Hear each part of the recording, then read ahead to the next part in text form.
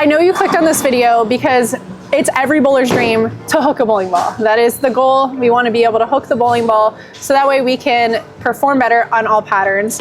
Now, you've probably seen a lot of bowling videos on the internet that tell you how to hook a bowling ball. And a lot of it, they talk about the wrist, how you want to turn your wrist and stuff like that. In order for all of that to come together, so at the bottom your wrist can do the right thing, there's so many other things that are in play when we're talking about how to hook the bowling ball. Those are the things we are going to touch on today so we can help you learn how to hook a bowling ball the correct way. Just remember that hooking a bowling ball is not as simple as just turning your wrist or what you're actually doing at the bottom. There's so many key points that come together and everyone's game is different. So you might hear someone be like, you have to do this, you have to do that, but just remember that your body is going to tell you what you are capable of doing. We are not all capable of doing the same thing. So in this video, we're going to show you a bunch of different things that could be different reasons why you're not able to hook the ball the proper way. That way you can use some of these techniques to perfect your game the way that your body wants to bowl. The first thing we're going to talk about is something that not a lot of people really understand. It's the biggest thing. You cannot out bowl a bad fit. So what I mean by this is if the ball, even if you have a ball that is fit to your hand, it doesn't mean that it's perfect. And even as you get better and better, you have to go back and check your fit because there are little things that can be done to adjust to your fit to make sure that you can release the ball and hook it. So for example, obviously the first step is getting a ball that fits your hand properly. And typically, if you are still in like a conventional grip, you will not be able to do the right techniques to hook the ball the proper way. So the first thing you have to do is have a fingertip ball, which means that your fingers are only going into that crease. Now, if you're in conventional and you have to do it, there are certain ways you can do that, but if you are trying to hook the ball the proper way, you need to have a fingertip bowling ball. So now you go to your pro shop, you have a fingertip bowling ball. What are we looking for? You want to make sure that when you put your thumb in the ball, and that means you want to get it the whole way into that first joint. You can depend per person, depending on your flexibility, what injuries you might have to your hand. But as you can see, my fingers lay right in the middle of my grips. That is, I don't want to say perfect because there is no perfect. Everyone's fit is different. So if you have someone that's telling you, you have to do it this way, that is not true because I'm a very flexible person in my fingers and I can do a lot of different things with my grips. So I've had to learn what is the best for me so that way I can rotate and release the ball the proper way for my timing. But you want to make sure that you're in that realm. You might be a little bit shorter, you might be a little bit longer depending on your flexibility. That's going to give you a general idea of where you want your fingers in a fingertip ball. You also want to make sure that you're getting it into that joint. So as you can see, when I put my hand here, my whole thumb is in the ball. And that means if you're one of these bowlers that you don't feel like you can release it, so you only put your thumb in halfway or you cheat it, you're only cheating yourself and you cannot hook the ball doing that. Grip pressure, which has to do with your fit, is the most important thing because it affects your swing, it affects your ball path, and getting to the line. And if you cannot do any of those getting to the line properly, it does not matter how many foul line drills you do or how many release drills or how many times someone tells you you need to fix your release, you cannot fix it if your grip pressure is wrong.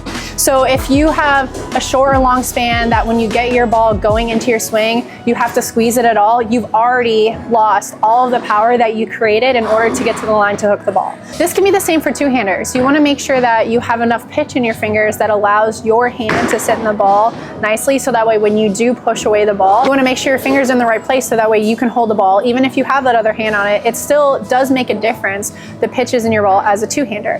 If you have to put any grip pressure into that, you're now affecting your swing, and your swing has to be loose. Your fit makes your swing loose. If your fit is wrong, you cannot have a loose swing. It just cannot happen. Number one just means that you have to have a loose swing to create that hook at the end of your release, which means you have to have a good fit. So the second thing that we are going to talk about today is timing and swing path. When we talk about timing, this video is not about teaching you proper timing. Timing just has to be conducive to what your body allows you to do. Whether it just be slightly early or slightly late, I prefer slightly late timing because everything is stopped with your legs and the ball is coming through and it allows your elbow and arm to stay on the inside in that slot that we talk about where your ball is underneath your chin and your elbow is in that slot as well. That'll maximize your rev rate. And then when we talk about swing plane, we're talking about when it's coming back down from the top of the swing. You don't see a lot of the professionals today have their arm swing behind their back. because once the arm swing is behind your back, it causes the right shoulder or left shoulder to rotate in front, causing that elbow to pop out, which in turn gets rid of all that power. Everything underneath, you have more power this way, where you're keeping your elbow and hand underneath the ball, as opposed to when it pops out, the elbow is no longer closer to you and in that slot that we talked about, and the hand is on the outside of the ball. You cannot hook the ball the proper way if you find yourself doing these things, where your elbow's popping out and your hand is not underneath, or if you find your swing behind your back. That's gonna cause a lot of those problems, and it's not gonna help you guys create the amount of rev rate that you guys need to create. As you can see on the men's and women's tours, there's plenty of different ways to be successful, but there is that one common factor that they've all perfected their timing for their bodies. Now, some are able to compete with early timing and late timing on both the men's and women's tours and still get to the line to create hook. So in order to do that, you have to make sure that your swing can get around your hips and your ball can still stay in that path. And the next part of that is making sure that your feet and your footwork allow your body to create that path so it stays on line before you're able to release it. As I talked about, based on your size and everything, this will change a little bit, but this is the idea of what you want. So when you take your first step in a 5-step, your next step needs to get out of the way. So that way when you're in this step, this is when your ball comes through.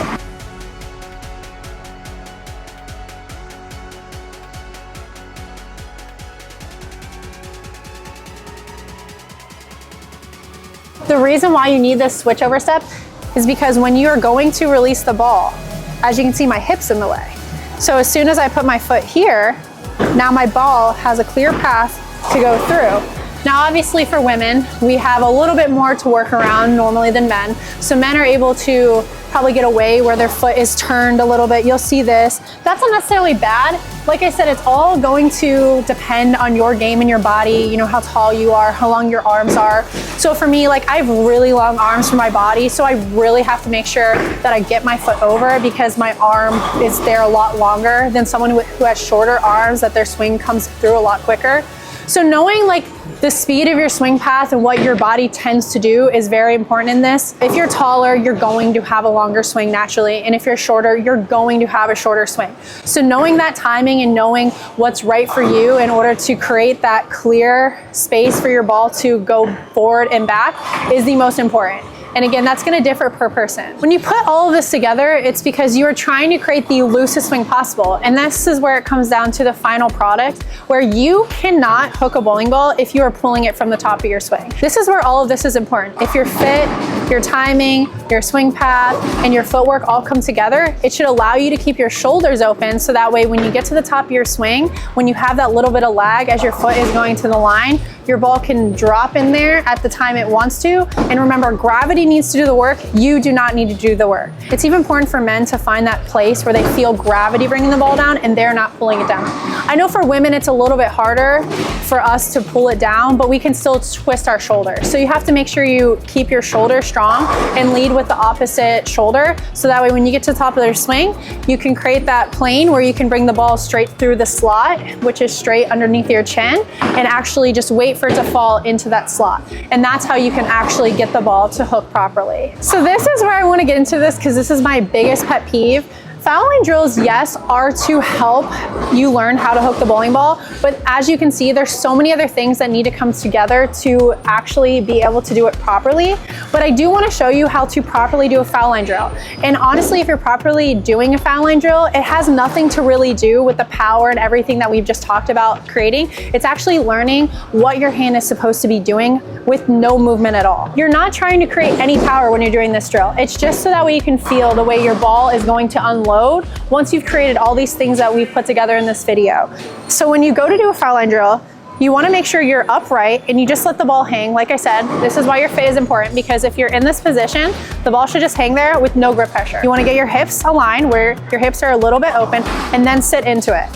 And then for me, to make sure I'm in the right proper position, I hit the ball at the ground so that way I can get my head in the right position and then come up, and you obviously use your balance arm. And again, there's no movement. It should just go back, forth. If you are hitting the pocket on a foul line drill unless you missed it off your hand. But if you do it correctly, you should not hit the pins. And if you do hit some pins, it should go Brooklyn. It should never be on the pocket side because it should be slow enough that allows your hands to rotate around the ball. So again, a foul line drill is just to learn the right technique of how your thumb is going to exit the ball when hooking the ball properly. It should not be any speed at all. It's just technique based. And then once you put all of the other things we put together in this video, that's how you hook the ball properly with speed, rotation, and rev rate, and it allows yourself to have more accurate shots per game. I'm gonna piggyback off of what Elise said, and we're gonna go back into the foul line drill, and I'm gonna show you guys a couple things. There is this thing that I've seen on the internet that everybody is starting to get down, putting their leg in the gutter cap and doing the foul line drill this way. Now, I'm not completely against it. I think it's great for beginners, but it teaches a lot of bad things for more advanced bowlers. If you notice, when you do this, your head is not in the position to where it needs to be under the ball. Right then and there, it's gonna cause some bad habits for more of the advanced players. Now, this is good if you wanna increase your rev rate or work on being more up the back of a bowling ball. To increase rev rate, it's all about how much the elbow bends and unloads as it goes into the line. If you watch people like AJ Chapman, I think he does it one of the best, where he really loads up and he unloads. EJ Tackett as well. They do a really good job at that. So that's a good way to practice the loading and unloading. This drill is also a bit of a problem because I have long arms. So if I try to stay upright, my thumb doesn't get all the way in the ball sometimes, and then if I try to stay upright, it's off the ground. So I have to be like this, completely lopsided, in order to try to do this. It's not very good. When doing the foul line drill properly, you want to get in that athletic position that Elise was talking about, the chin over the bowling ball, and you want to practice 6 inches up and back, and then you can work on the unloading and loading of the elbow. The unloading and loading of the elbow, along with the wrist, is going to increase rev rate. How fast you do that and how quickly you do that is going to determine how much rev rate you have. For me, I don't really load up a ton with my elbow. That's just something that I haven't been accustomed to and I haven't been very good at, but I still get plenty on the bowling ball, and that's just because of the slight bend that I do have and how quickly it comes off the ball. Just remember, the pros that are successful, it's not about just hooking the bowling ball, it's about accuracy.